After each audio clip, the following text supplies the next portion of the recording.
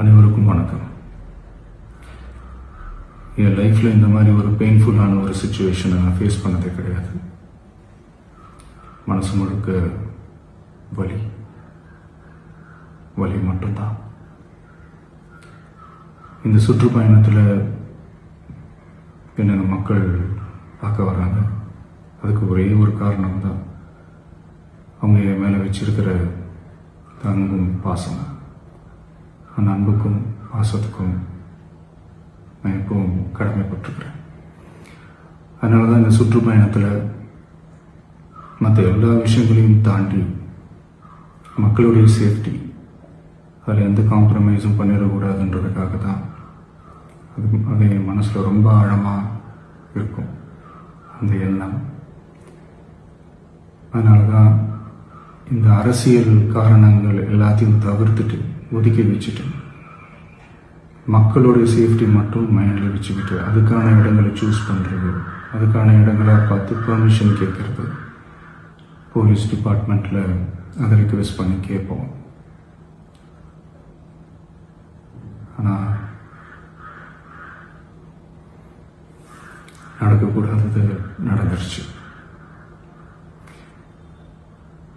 ஆனால் மனுஷன் தானே, அந்த நேரத்தில் அத்தனை பேர் பாதிக்கப்பட்டு இருக்கும்போது எப்படி அந்த ஊரை விட்டுட்டு என்னால் கிளம்பி வர முடியும்? நான் திரும்ப அங்கே போகணும்னு இருந்துச்சுன்னா அதை ஒரு காரணம் காட்டி அங்கே வேறு சில பதட்டமான சுச்சுவேஷன்ஸ், வேறு சில சம்பாவிதங்கள், அந்த மாதிரி எதுவும் நடந்துடக்கூடாதுன்றதுக்காக தான் நான் அவாய்ட் பண்ணேன். இந்த நேரத்தில் சொந்தங்களை இழந்து தவிக்கிற அத்தனை குடும்பங்களுக்கும் என்னுடைய ஆழ்ந்த இரங்கலை தெரிவிச்சுக்கிறேன். எனக்கு தெரியும், என்ன சொன்னாலும் இது ஈடையாகாதுன்னு எனக்கு தெரியும். ஹாஸ்பிட்டலில் ட்ரீட் பண்ணிகிட்ருக்கிற எல்லாருமே சீக்கிரமாக க்யூர் ஆகி வரணுன்றதை இந்த நேரத்தில் நான் வேண்டிக்கிறேன். கூடிய சீக்கிரமே உங்கள் எல்லாரையும் நான் சந்திக்கிறேன். இந்த நேரத்தில் எங்களுடைய வலிகளை, எங்களுடைய நிலைமையை புரிஞ்சுக்கிட்டு எங்களுக்காக பேசின அரசியல் கட்சிகளை சார்ந்த நண்பர்கள், தலைவர்கள் அனைவருக்கும் என்னுடைய நன்றியை தெரிவிச்சுக்கிறேன். கிட்டத்தட்ட ஒரு 5 மாவட்டத்துக்கு பிரச்சாரத்துக்கு போனோம். இந்த மாதிரி எதுவுமே நடக்கல. ஆனால் கரூரில் மட்டும் ஏன் எப்படி நடக்குது, எப்படி நடக்குது? மக்களுக்கு எல்லா உண்மையும் தெரியும். மக்கள் எல்லாத்தையும் பார்த்துக்கிட்டு இருக்கிறாங்க. கரூரை சேர்ந்த அந்த மக்கள் அந்த உண்மையெல்லாம் வெளியில் சொல்லும்போது எனக்கு கடவுளே நேரில் வந்து இறங்கி அந்த உண்மைகள்லாம் சொல்கிற மாதிரி எனக்கு தோணுச்சு. சீக்கிரமே எல்லா உண்மைகளும் வெளியில் வரும்.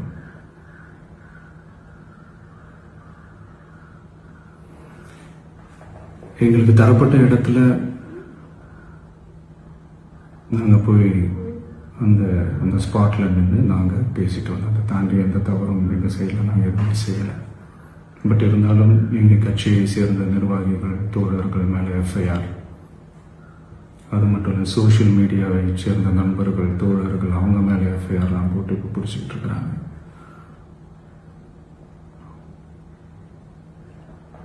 சிஎம் சார், உங்களுக்கு ஏதாவது இந்த பழி வாங்கணும் அப்படின்ற எண்ணம் ஏதாவது இருந்துச்சுன்னா என்ன வேணாலும் பண்ணுங்க. அவங்க மேலே கை வைக்காதீங்க. நான் ஒன்று வீட்டில் இருப்பேன், இல்லை நான் ஆஃபீஸில் இருப்பேன். என்ன வேணாலும் செய்யுங்க. நண்பர்களே, தோழர்களே,